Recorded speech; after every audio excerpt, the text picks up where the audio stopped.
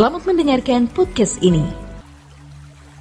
Shalom Bapak Ibu yang terkasih dalam nama Tuhan Yesus Kristus. Kebenaran kita hari ini 2 Oktober 2022 berjudul Versi Hidupnya. Jelas Tuhan Yesus berkata, kamu harus sempurna seperti Bapa di sorga sempurna.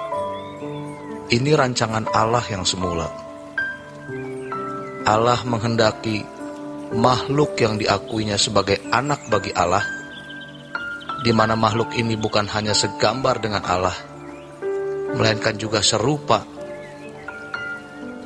Kesegambaran dengan Allah, itu modal yang Allah berikan.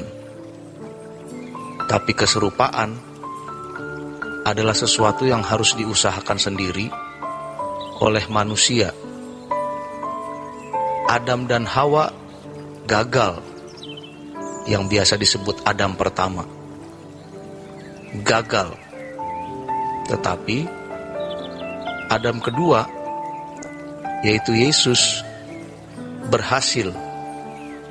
Maka Adam kedua, yaitu Yesus, menjadi pokok keselamatan atau penggubah bagi kita. Kalau kita mau beruntung hidup dan tidak pernah ada penyesalan di kekekalan nanti, maka jadikan Tuhan satu-satunya tujuan hidup. Tujuan hidup kita seharusnya bukan menikah, bukan mempunyai keturunan, bukan memiliki fasilitas A, B, dan C, atau apapun. Kalaupun kita mengupayakan segala sesuatu atau mengerjakan segala sesuatu, kita mengerjakannya untuk Tuhan. Seperti yang dikatakan Tuhan, baik kau makan atau minum, atau melakukan segala sesuatu, lakukan semua untuk kemuliaan Allah. Itulah sebabnya Tuhan membeli kita, yaitu supaya kita dimiliki olehnya. Dan kalau kita dimilikinya, Sang Penjunan berhak membentuk kita sesuka hatinya. Namun, sayangnya banyak orang Kristen tidak mengerti atau tidak mau mengerti hal ini. Mereka merasa berhak memiliki dirinya dan keinginan-keinginan atau kesenangan-kesenangannya. Mereka memilih untuk menikmati dunia yang sudah terhukum ini, yang sebenarnya tidak bisa dinikmati secara maksimal, karena hubungan dengan Tuhan yang belum harmoni. Karakter manusia rata-rata juga masih belum sempurna.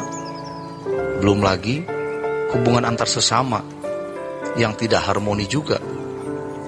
Oleh sebab itu, hendaknya kita jangan mengharapkan kebahagiaan di bumi. Kebahagiaan yang sempurna hanya ada dalam Tuhan. Sejatinya, sukacita kita dan damai sejahtera orang percaya itu melampaui segala akal.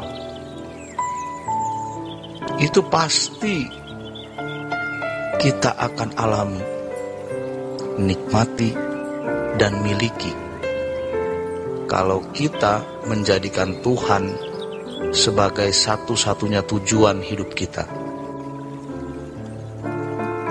Memang kalimat ini mudah diucapkan, tapi sukar sekali melakukannya. Namun demikian, kalau kita mengusahakannya dengan sungguh-sungguh, pasti bisa. Pelayanan pun sering kita lakukan tanpa sadar, bukan untuk Tuhan, melainkan sebagai karir kita. Percayakah kita betapa Tuhan senang dengan orang-orang yang memiliki prinsip seperti ini? Kita bisa memiliki prinsip seperti ini, walaupun kalau kita mencoba mengenakannya sekarang, rasanya seperti kewalahan. Itu karena kita telah terbiasa mengenakan jubah atau pakaian dunia Tapi sekarang kita mau mengenakan pakaian kebenaran. Dan ini harus kita biasakan. Kalau untuk hal-hal sulit dalam kehidupan fana di bumi ini, orang bisa berusaha memaksimalkan potensi dan mengorbankan apapun. Mengapa untuk mencapai kesucian sesuai dengan keinginan Tuhan atau standar Tuhan, hidup yang tak bercacat celah di hadapannya, kita tidak usahakan secara maksimal juga? Pada kenyataannya, hal ini sering dianggap bukan sebagai hal utama. Kita lebih mengutamakan hal-hal yang lain. Kita menganggap bahwa itu bisa dicapai nanti seiring dengan berjalannya waktu, walaupun tidak maksimal untuk itu. Betapa licik dan cerdiknya iblis yang telah menipu banyak orang. Ini adalah bahaya besar yang tidak disadari oleh banyak orang Kristen, yaitu kewajaran hidup. Sebenarnya, orang-orang seperti ini memiliki dua dunia atau dualisme, yaitu tidak memfokuskan semua ke Tuhan. Ironisnya, itu bukan hanya terjadi dalam kehidupan jemaat yang berkegiatan di luar gereja, melainkan juga dalam kehidupan para pelayan jemaat atau pendeta. Ada satu penyesatan pikiran yang sering tidak kita sadari. Yang pertama, kita memandang Yesus sebagai manusia lain, dan kita membuat jarak sejauh-jauhnya dengan Tuhan.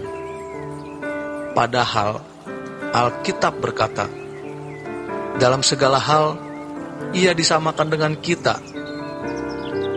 Yang kedua, Alkitab jelas mengatakan bahwa kita harus serupa dengan Dia, sepikiran, seperasaan dengan Dia. Kita harus mengikuti jejaknya. Selama ini kita memandang Yesus memiliki versi hidup yang tidak bisa kita kenakan. Padahal justru jenis atau versi itulah yang harus kita miliki. Maka betapa celakanya kalau orang mengajarkan kristologi yang salah. Betapa menyesatkannya karena seakan-akan Yesus bukan manusia seperti kita. Dia manusia 100%, amin. Titik. Jangan ditambahi. Kalau ditambahi, kita tidak bisa meneladaninya karena dia bukan manusia.